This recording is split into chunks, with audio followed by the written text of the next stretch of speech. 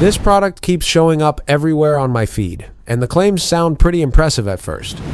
A small device that drops into water with your fruits and veggies, uses OH-ion technology, and supposedly pulls off pesticides, wax, and bacteria in just 10 minutes.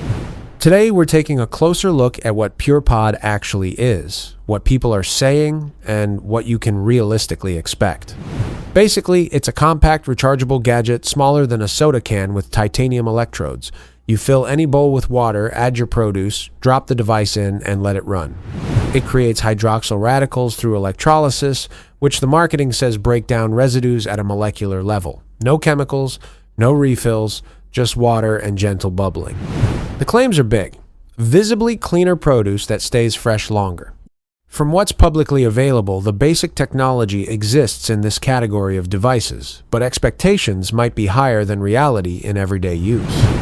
The site itself feels quite new and promotional, with heavy discounts and urgency messaging. Similar devices pop up under different names on other platforms, often at lower prices.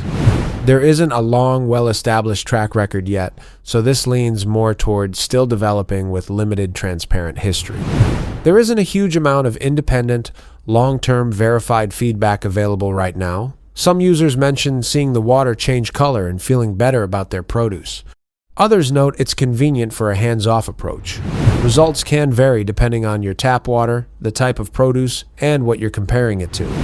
On the positive side, it's portable, easy to use, and requires zero ongoing supplies. Many appreciate the simple routine.